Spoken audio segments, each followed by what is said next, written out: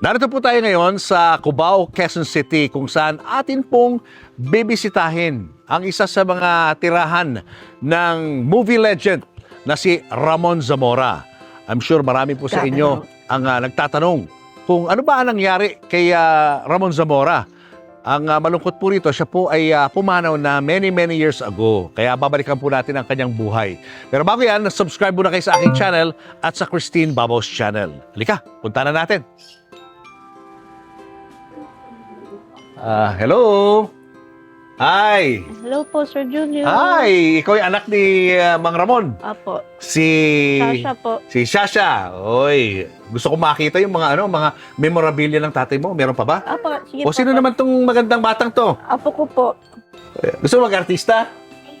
Ha? Ay, Ayaw mo mag-artista? Yes? Okay, halika.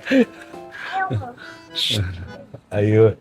Nabili ba to ni Mang Ramon? No? Nung gawa na ba siya o pinagawa niya? gawa na po. Gawa na. Pinili niyo po ito. Oh, pero si Mang Ramon kasi ay pumanaw sa namatay lolo mo sa Antipolo. Oh, Bakit doon sa Antipolo? Ano meron doon? investment din po niya yun. Bahay niya rin yun. Opo, matagal na po niyang bahay. Yung pinagawa po ni FPJ. Si FPJ nagpagawa ng bahay? Anong kwento noon? Ano po, ano? Ha? Basta si FPJ yung sumagot. Siya po. Close silang dalawa, bale? Binigyan po siya doon ng piggery. Nung dinapuan si Daddy sa pelikula. Oo. Binigyan ni FPJ. Opo. Pangilan ka sa mga anak? Pangatlo. Ano mga naalala mo sa daddy mo? Nung nakasama ko po dito si Daddy, masaya naman po kami dito ni Daddy. Parang palipat-lipat siya gano'n. Opo. Antipolo, Quezon City. Apo. So, itong Quezon City, kaya ito binili dahil malapit sa mga Lahat po. mga shootingan, no? Oh. Nakasabit ba yan noon sa bahay nyo? Apo, sa Antipolo po ito pong mga to. Nakasabit. Wow! Grabe. Priceless, no? Ito, sino tong nasa Si picture? Mami po. Ito si Daddy. Ito mami mo. Apo. Oh. Ito, ganda na kuha, oh. Si Si FPJ, saka si Ramon. Apo. Ano to? Eksena sa pelikula to? Apo. Ano? Chimikoy ang title. Chimikoy. Nako, ito yung classic, guys, no? Kung saan siya sumikat sa Super Lap-In. Yung kanyang Sprachenheit. Yung kanyang parody. Pero hindi pala Hitler kasi naiisip ko noon, parang Hitler yung bigote, hindi pala, no? Ganun pala yung bigote niya. German, parang Nazi siya, no? Ito ang... Kailan kinunan to? Ilang taon siya nito? Batang-bata pa. Ayan, no? Bagets sa bagets si Ramon Zamora. Eto, ano naman to? Limahong. Limahong. Eksena rin sa movie niya, no? Apo. Oo. Tapos ito, of course, Bruce. sino hindi nakakaalala sa mga batang 70s, batang 80s, diyan nakilala si Ramon Zamora sa kanyang mala Bruce Lee na mga pelikula. Siya ka ang tinaguriang Bruce Lee of the Philippines. Award po niya sa PAMAS and PATAS. Ito, isa-isay natin. Ayan. Award, Sinag Award. Outstanding. Ay! Pas Ramon, sorry Tagayan lang din kita ng bago. Outstanding Actor. Di mo maalala kung anong movie to? Hindi po. Wala. Ito, FAMAS. Ito. Posthumous. Wala na si tatay nung binigay sa kanya itong award na to. Posthumous Award presented to Ramon Zamora by FAMAS. Wow, bigat. Talagang inukit Ito, di ko na mababasa talaga to. Kasi challenge na talaga to kung sino makabasa nito. Sobrang Hindi, kaya pag nailawan. Outstanding Performer by an actor in a supporting role. Awarded by Television Committee of the Citizens Council for Mass Media. Imagine, nabasa ko pa, no? Ayan. Trophy rin ni Daddy Ramon Zamora. Ayan.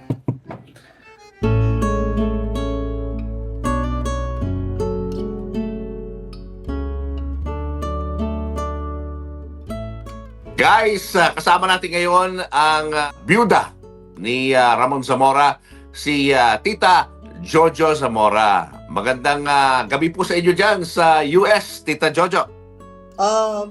Magandang gabi naman, pero sa Pilipinas, morning, di ba? Yes, good morning po dito. So, gusto malaman ng ating mga kababayan ay ano po ba nangyari kay Tito Ramon Zamora? Wala ako sa Pilipinas, nasa Mm. Amerika na ako.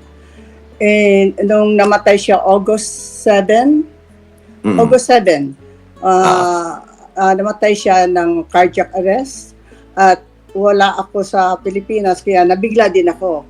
So Mm. nung namatay yung ex-husband ko, yung mga anak ko lang ang dumalaw sa kanya kasi busy din ako dito sa Amerika. So, Oo. bali, magkahiwalay na po kayo ni Oo, Tito Ramon? Oo, matagal na. Matagal na kaming hiwalay. Siguro, Oo. yan, nasa Amerika na ako ng almost 1985 to 86. Oo. Siguro balikan lang po natin ng nakaraan, Tita Jo. No? Okay, okay. Ah, Kung maalala ko pa, ha? Kung maalala niyo pa. Opo. Paano niyo po ba nakilala si Tito Ramon? Mahabang, nag-aaral kasi ako sa Centro Escolar. Galing akong probinsya, Cotabato.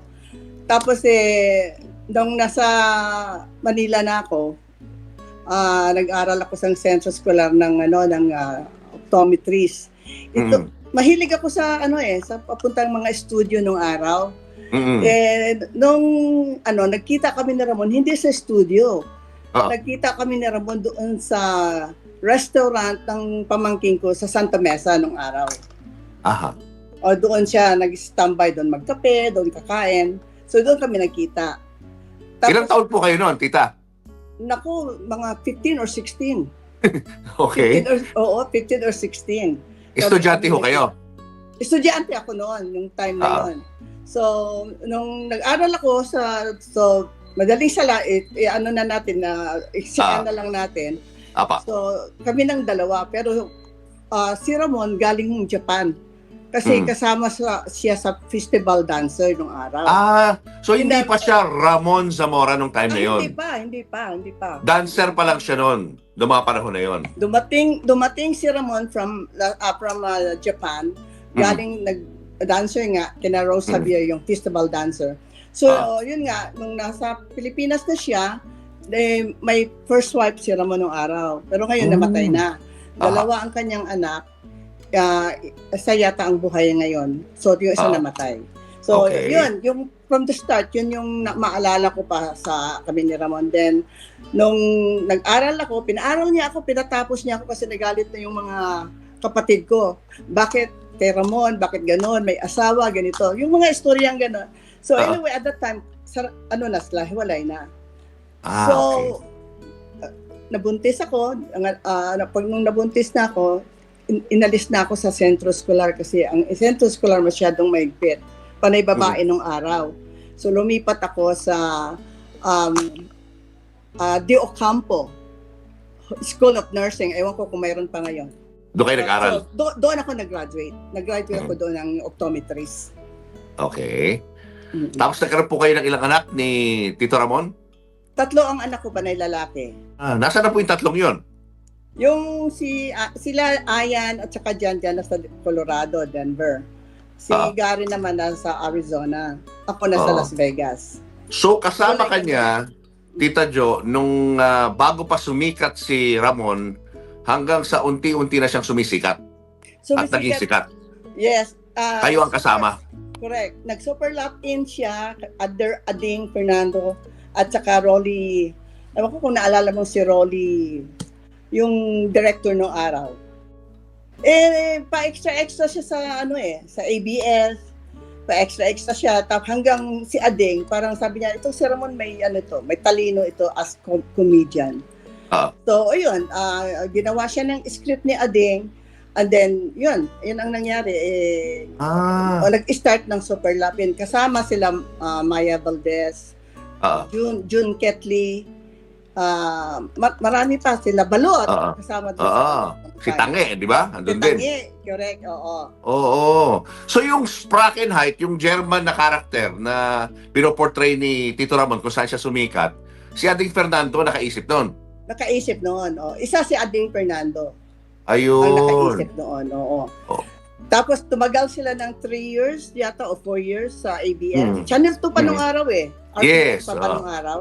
And then meron na siya ng yung nagkaroon pa siya ng isa pang teleserye diyan sa ABS. Hanggang nagpelikula. So nung nagpelikula na si Ramon, that's the time na graduate ako for college. Nag-start ako nag-produce. Yun yung Monza production. Panay action yun. Ayun. Doon na siya nagsimulang maging Ramon. Bruce Lee of the Philippines. Correct. Oo, correct. Paano ho yun? Paano niya naisip yung Bruce Lee of the Philippines? From being a German parang karakter, paano naging Bruce Lee yun? Kasi yung mukhang hugis niya ng mukha tsaka yung parang ganon, parang tumugma kay Bruce Lee. At saka at that time, si Bruce Lee sikat masyado at that time. Yung Bruce Lee talaga. So, yun, gumawa ako ng pelikula under Monza Production, yung Return of the Dragon. Akin yun. Ako ang nag-produce doon. Pero paano siya naghanda doon sa role? Marunong ba siya talaga sa martial arts? Nag-aral siya nung nandun siya sa Japan, nag-aral na siya ng karate. Tinabay niya yung karate at saka dancing. Kaya yun, pagdating niya sa Pilipinas, well-kept na talaga siya, yung magaling na talaga siya. May alam na, kumbaga. Hindi man siya black belter, may alam sa karate. Parang gano'n, yung basics. Guys, kasama na natin ang isa sa mga kaibigan ni Ramon Zamora na si Direk Francis June Posadas. Direk, welcome po sa aking channel. Salamat at na-kumbida mo ko dito. Welcome po. Saan niyo po unang nakilala si Ramon? Una kong nakilala sikat na daw si Ramon dahil kasi noong mga panahon ng mga bago pa rin ako sa pelikula, yan nababalitaan kong dancer yan. Yan, mga kasama niya, sila Jun Aristorenas noon. Sila, yung ni Bayani Casimiro. Bayani Casimiro? Yung mga panahon. Sila yung tinatawag na festival dancer. Ano ibig sabihin nung pag festival dancer? Kahit saan, nagpupunta sila eh. Nagtutur sa Paikot-ikot yan. sa iba-ibang bansa pa. Noon, kaya sikat na sikat siya noon. Tapos yun, naging Goons. Goons muna? Goons. Naging Goons. Naging stuntman. Okay. Yun. Tapos, naging artista na siya. TV. TV muna? TV muna, yung Super Lap din. Ito yung Sprakin na. Sprakin na. Ewan ko lang kung gagawin mo to ngayong panahon na to, kung baka ma-cancel ka, no? Pero noong mga panahon na yon, yung ginagaya si Hitler as a comedy stunt, no? Okay yun. Sikat na sikat yun eh. Kahit na noon, lumalakad lang siya, binabati. Sprakin Night! Sprakin, gagano naman yan. Magaling mag-German. Magaling. So wala pang Bruce Lee era to? Wala pa. Hindi pa. Comedy muna? Comedy niya. Okay. Bruce Lee. At yung Super Laugh, isa yan sa mga hit series sa TV. Gayas. Marami nanonood ilang yan. years yan. Pati ako, naloko rin ako yan eh. Sila Tita Nobs na dyan, di ba? 4 years yan. 4 years siya, tumagal. Nahinto lang nung nagkaroon ng martial law. Na-shutdown ng ABS-CBN. So ngayon, nagpelikula na si Mang Ramon. Pelikula. At the same time, sumikat naman siya, sumikat na si Bruce Lee. At marami siyang mga naging hit movies noon as Bruce Lee. Sobra talagang kumbaga sa Superstar levels. Grabe. Ang daming pelikula hanggang color eh. Puro black and white pa noon. Hanggang sa unti-unting naging color. Doon nagginawa na yung isang pelikulang super hit. Pedro Penduko. Yun yung nakapareha naman niya, si Lotis Key. Si Lotis Key. Tapos sunod-sunod na, puro color na pelikula niya. Color na. Wala nang Tsaka nagdidemanda siya ng malaki na talaga. Sikat talaga, sikat. Sino mga kasabayan niya action star noon? Sila Tony Ferrer ba? Yun yung mga kasabayan niya? Tony Ferrer, mga nauna yan. Manauna yan. Sino mga sa kanyang generation? Sila... Aristorenas, yun. Yun. John Aristorenas. Pero cowboy yun eh, di ba? Iba naman ang kanya. Ibang genre yun. Tsaka kasi maganda pumasok yung karate, kaya lahat karatista na. Si Meng Fei ba kasabay niya? Meng Fei. Ayun. Meng Fei. Noong nga halos linggo-linggo. Ang showing ng pelikula niya. Linggo-linggo? Linggo-linggo, iba. Grabe. Linggo-linggo may bagong Ramon Zamora At movie. merong Ramon Zamora, kalaban, ang strong ng kalaban ni Ramon Zamora rin. Lalo sa probinsya. Magkalaban, ang daming sinihan. Ang kalaban ni Ramon Zamora, kalaban sa iba ni Ramon Zamora Wala kang choice, puro Ramon Zamora movie sa nun. dami. Grabe. Nakapag-shoot ka rin nun ng movie niya. Gumawa ako nung assistant director ako ni Danny Cabrera, director Danny. Ginawa namin yung landas ng hari. Ayun, lintik na kung ano. Ang sarap kasama ni Ramon. Dahil Dahil ano siya sa tao. marunong makisama sa mga Ayaw niyang kumain na una siya. Una muna mga ano. crew muna. Crew muna. Wow. At saka pangalawa, ayaw niya ng malungkot sa set. Pagka malungkot na, siya na ang una. Talagang gumagawa siya ng paraan para magtawanan ng tao. Naturally comedian siya. Oo. Oo. Minsan akala mo talaga bigla siyang may sasampalin. Oo. Malakas. Malakas. Oh. Hindi, magaling lang, magaling. Oh, kunyari sinampal. No? Sinampal pa. Kung ano-ano sasabihin niya ngayon. Galit, kunyari. Galit, syempre nagagalit na yung nagagalit kay Ramon yung mga mga taong bayan Oo. Nag-shooting nga kami Oo. sa Gapan ganun Oh. Galit na galit kay Ramon. Bakit? Dahil sinampal yung ano. Sinampal. Sino yung Saka sinampal? sinisipa, kunyari. Yung ordinaryo Isang- tao lang to. Goons. Goons. Nagalit sa kanya nung ginawa niya yun. Oh. Nagagalit yung mga tao. Oo. Tahimik na. Oo. Tapos? Mamaya, pag sinipa niya yun, dadayalogan niya na, German, nakaganon na ngayon. Di tatawa na naman ng mga tao. Ayun. Yan ang niya, ugali. Oo. Ayaw niya nang may malungkot. Oo. Parang nagpa-prank siya para makuha yung attention ng mga tao. Niloloko niya yung mga tao. Hindi. Ibang klase, no? Nakasama niyo pa rin ho siya nung bandang huli. Naging direktor niya ako Saan? nung huli sa pelikulang Alaskador. Halos pa, na siya noon, pag gano'n na rin Wala na rin. Nagkaroon pa nga kami ng away, nagkakunting away niya dahil kasi pinangakuan ako ng isang pelikula. Magkasangga. Silang dalawa dapat ni Lito Lapid. Nagprepara na kami, hanggang hindi natuloy. Nagkaroon kami ng konting hindi Tampuhan. Yun na. Napag-usapan niyo yun? Dalawa? Napag-usapan namin. Kasi nung panahon na kukunti pa lang mga pelikula ko Oo. Dahan-dahan nagkataon naman, sabi ko, ko na rin, kinalimutan ko na rin. Total, kung hindi uukol, hindi bubukol. So, nagkaroon ako ng isang producer, siya pa rin ang ginawa namin. Kasi nung panahon na yun, medyo gumagano na siya. Ginawa namin yung Alaskador. Yun na. Yun na. Kaya okay na naman kami. Kamusta naman yung movie na yun?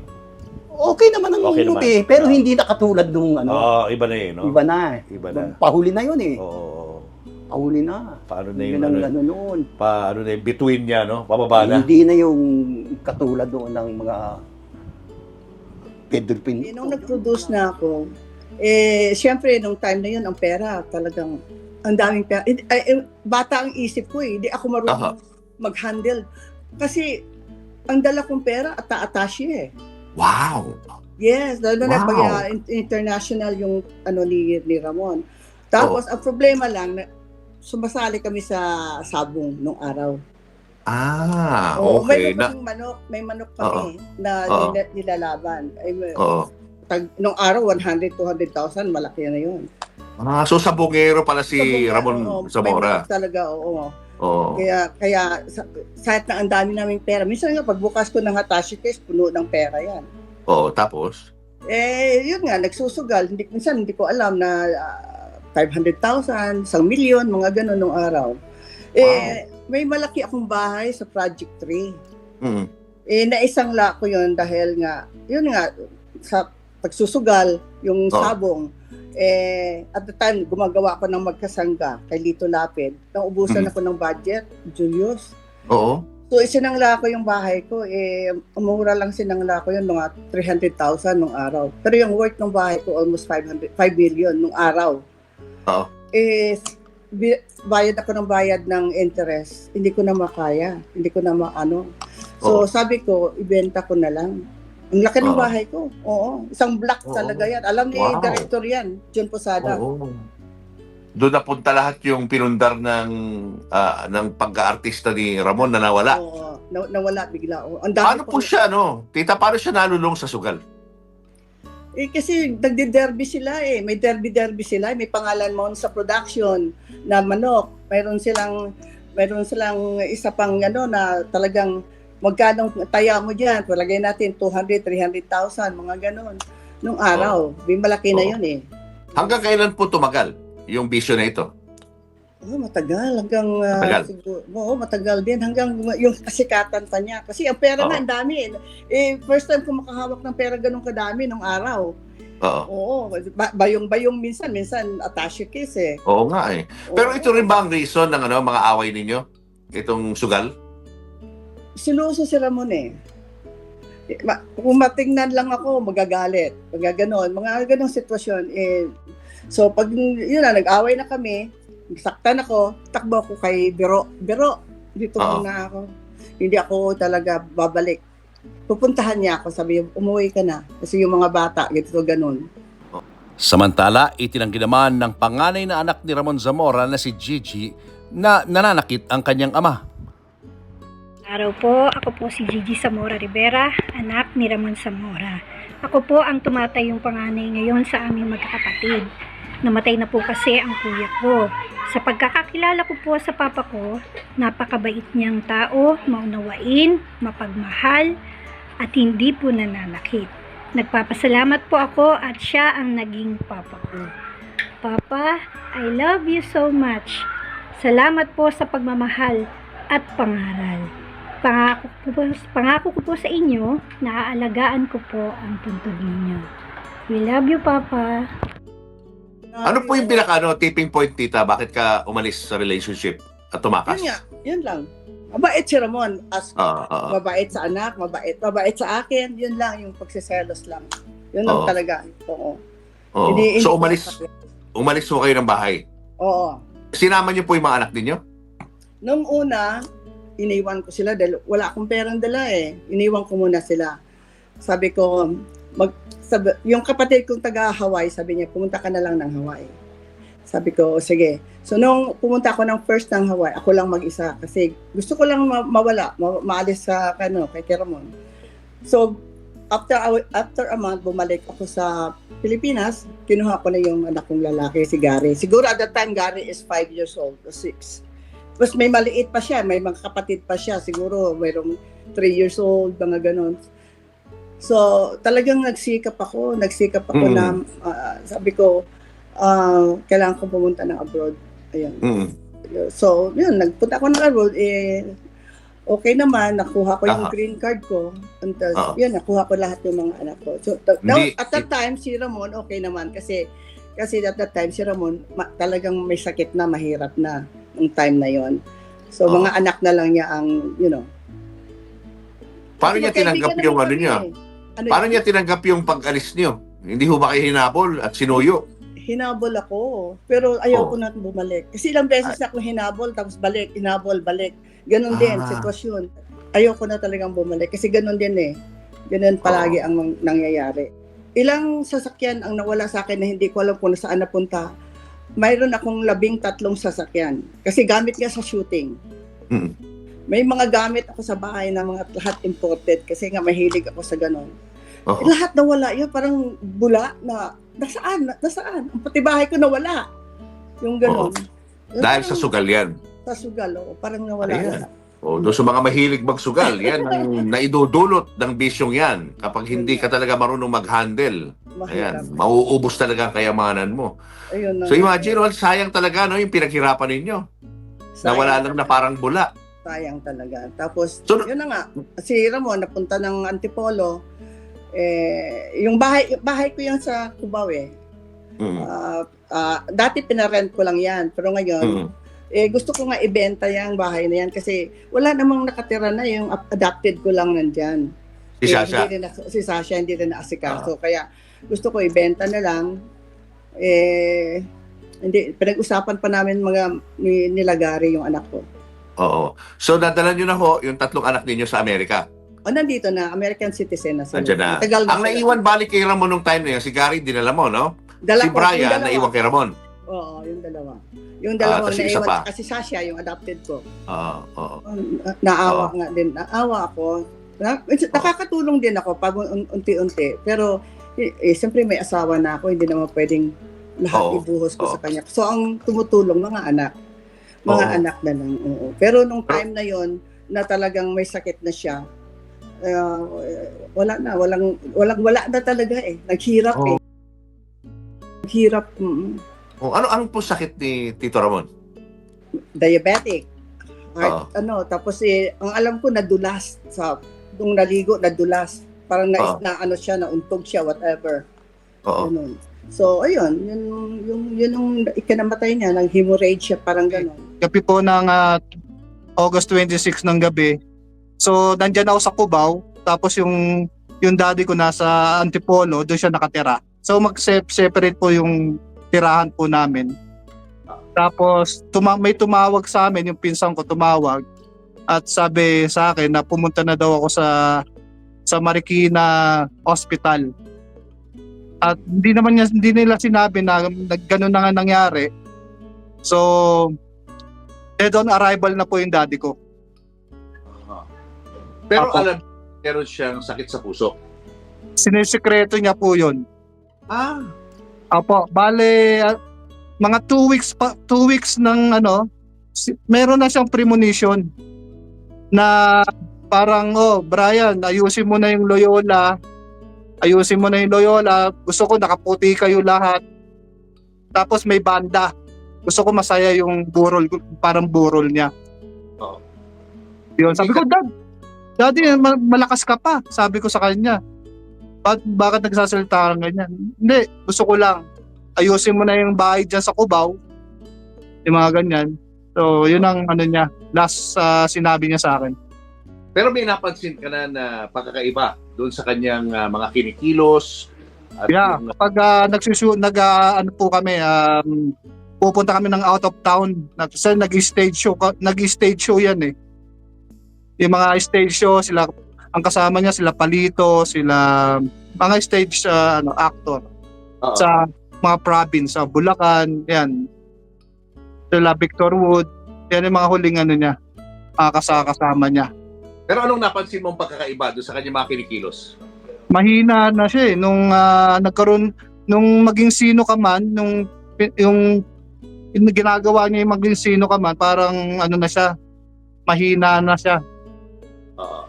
Sabi na nga ni Maludi Guzman sa akin, Brian, yung daddy mo, parang iba na. O nga, parang matanda na nga siya. So, hindi niya nakaya, parang iba na yung niya, galaw niya. Yung ba ang kanyang pinakahuling project na ginawa sa showbiz?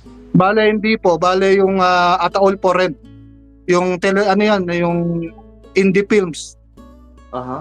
Indie films ni Joel Torre.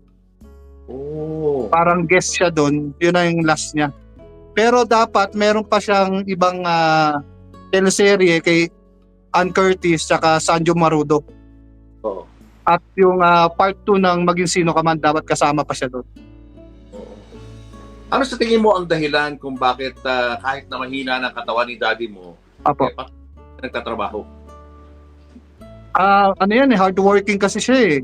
Nakikita ko hanggang mamatay yan, tuloy-tuloy. Hindi siya umiinda. So sinisikreto niya sa amin magkakapatid o pamilya na parang, di ba, hindi niya pinapakita na mahina siya. Ganyan ang daddy ko eh. Talagang tuloy-tuloy pa rin. Pero nung bata ka pa, yun yung panahon na sikat ang tatay mo. Ano mga naaalala mo nun? Nung bata ka pa? Palagi po akong dyan, kasama sa mga pelikula. Yung mga unang mga movies niya ng 70s. Ako yung mga sinasama niyan. Sa mga shooting, minsan kasama ako sa mga paghatid ng mga pagkain. Yan. Yun ang mga naalala ko. Minsan nakakalaro ko pa yung mga sila Ninyo Mulak nung bata pa. Oo, kami yun. Sila Hero, Bautista. Yan, mga kasama ni Daddy, lalo na yung mga goons, yung mga kasama niya. Yan, mga kasama ko rin yan. Ano mga naaalala mo doon sa set na Ayun, na-experience mo with your dad? Parang it's a playground for me. That Playground sa iyo. I was open to yung mga sa shooting, minsan lamayan, mga ganyan. Kasama ako dyan sa mga Kasi parang gusto ko rin parang playground sa akin. Maraming lights, mga ganon. Ano napansin mo sa tatay mo? Ano bukod sa pag-acting, no? Ano mga ginagawa niya sa set? Focus yan pagka nasa settings. Kasi ang di alam ng karamihan, nagsusulat ng movies, nagde-direct, producer din. So lahat ng linyang yan ginagawa niya. Kahit sa bahay yan, pagka nakatutok sa magsusulat na lang yan at dire-diretso. Oo, kasi naisip ko lang sa sobrang busy niya. Oo. Sabi mo nga, nagpo-produce, nagsusulat, tapos ang pelikula, kaliwat kanan, shooting na shooting. May panahon pa ba siya para sa pamilya niya? Noong mga panahon na yun? Meron pa po, mga pag may off yan, minsan nag-outing kami, punta kaming Baguio. Gusto niyan sa beach, yung pasyal-pasyal sa beach. Sa mga huling sandali niya sa showbiz, Brian, Apo. yung huling kasama niya sa mga shootings. Ako po, tsaka yung isang kuya kong namatay na rin po. Meron kaming half brother din. Ano mga naaalala mo? Yung mga unforgettable moments mo na kasama yung tatay mo habang shooting? Masaya kasi nagbabatuan kami ng script. Halimbawa, Brian, tayo, script reading tayo. Okay, sige dad. So, gano'n ang namin, bonding. Tapos, ako yung taga-bodyguard, ako yung taga-masahe niya. Minsan, kapag nasa labas po kami yan, sasabihin, pag may magandang chicks, kapatid ko lang to. kapatid ko lang ang So, mga, alam mo naman. Katang chicks ng daddy mo? Nung Marami. Bale, 2 sa una. Tapos sa Japan, 1. Okay. Tapos yung isa naman, artista. Pero ayoko na sabihin yung pangalan. Ma-issue pa tayo. Artista ngayon, yung kapatid mo? Yun ang sabi niya sa akin nung malapit na siya mamatay. Kung kilala ko daw yung isang artista na Miss Universe, yung beauty pageant. Pero ito artista to, active pa rin hanggang ngayon, yung kapatid mo. Hindi na. So nasa siguro sa ibang bansa na rin. Pero nagkausap kayo nung kapatid mo na yon?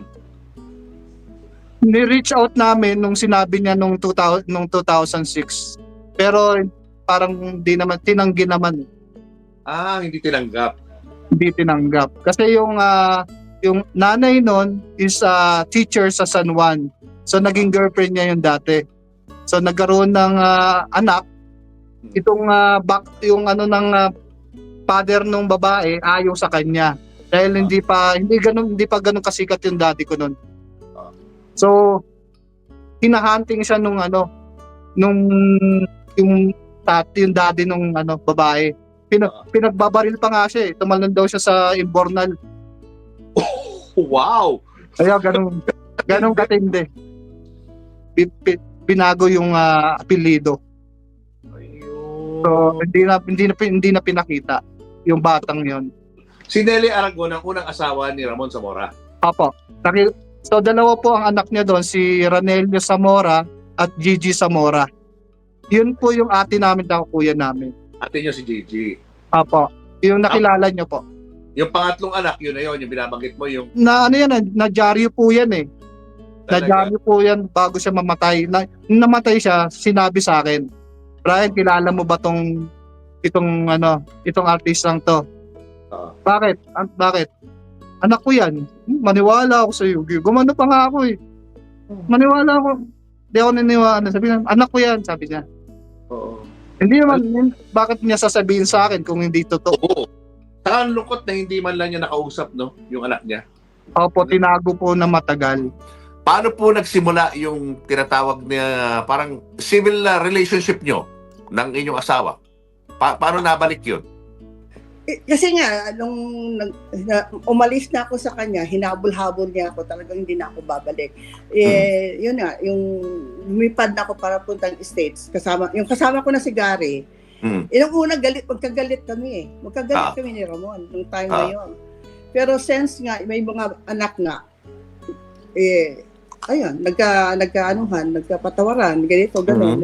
Sabi naman ni Ramon, alam ko naman, Jo, na kaya mo yung mga anak mo na buhayin. Pero kaya ko yan, sabi ko. Oo. Ayun na. At meron na rin ho kayo sariling buhay ninyo. May pamilya na rin kayo dyan.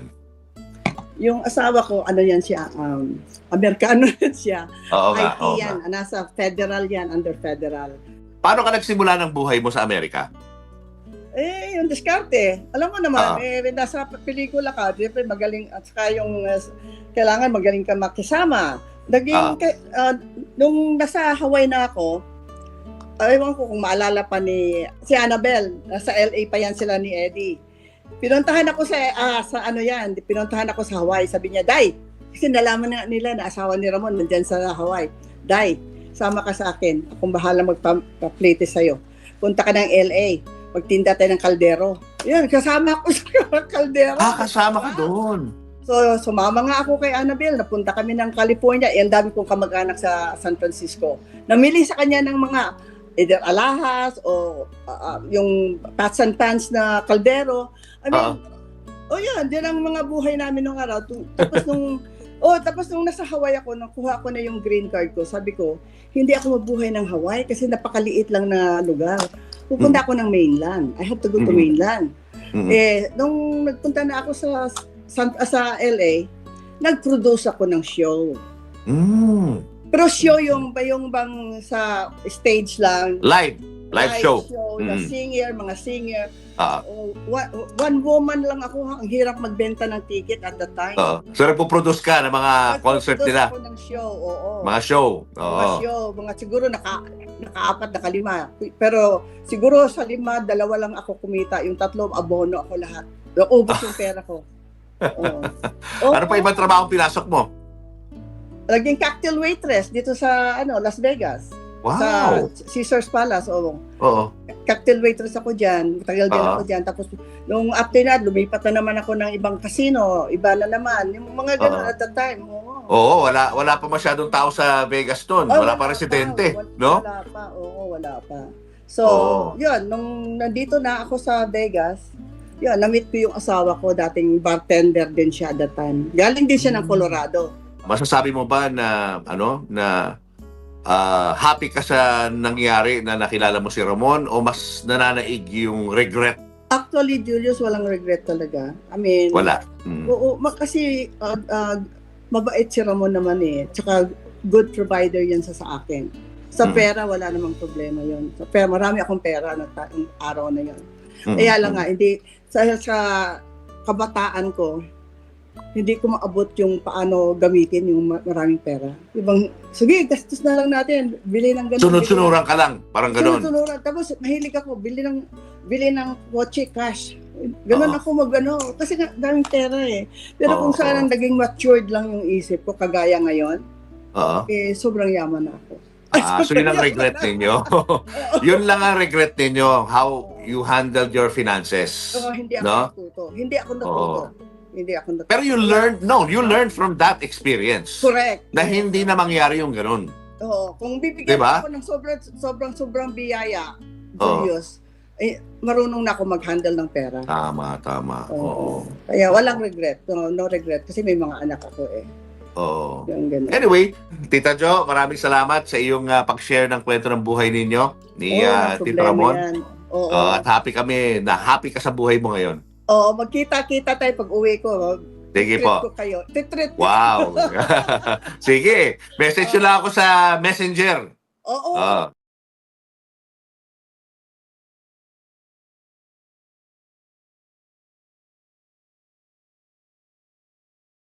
Unang-una, yung mapagmahal nga sa tao, yun ang gusto ko sa kanya Gusto ko Tapos, paano mo hindi siya nagiging problema sa shooting. Mm.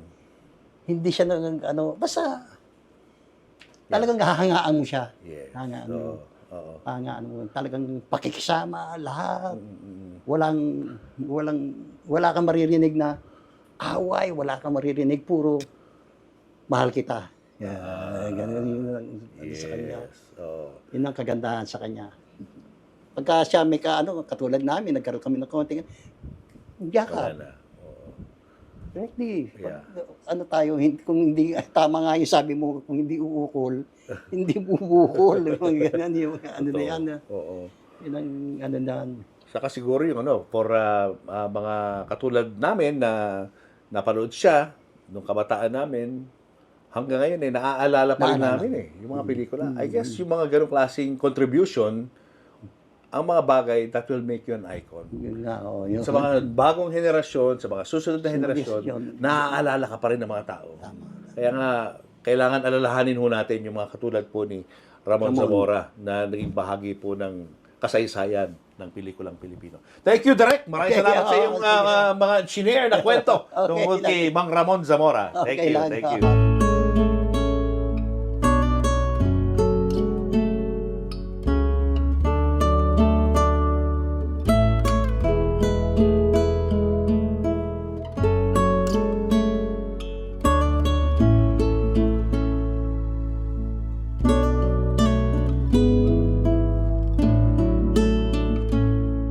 Handa na ba kayong makita, buklatin, busisiin ang laman ng bayong ni Ma'am Shilani, ang ating Asia's Nightingale? Eto na. 1, 2, 3.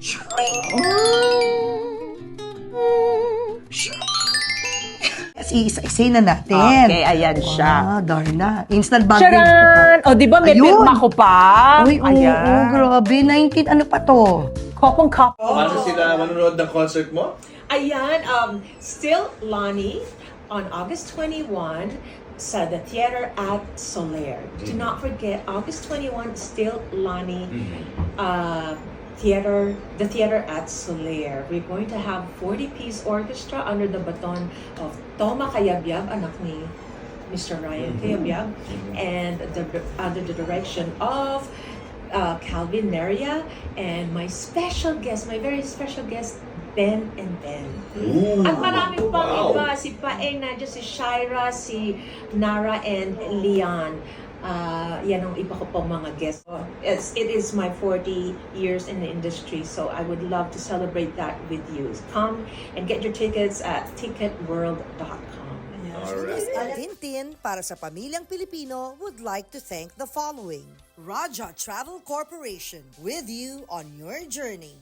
David Salon, whoever you are, whatever you do, David Salon brings out the best in you. Coco Life, believing in the Filipino. Babyco Baby Wipes and Frida Feminine Napkins. Universal Robina Corporation. The Kabalen Group of Restaurants. Ideal Vision. Revlon for my makeup. Goldmine Rice. Mono Quadratic made-to-order home and office furniture. DeLonghi Coffee Machines. Enagic from Japan, Kangen Water Machine. Email us for inquiries. Health Cube Medical Clinics. Uratex. Clean Echo.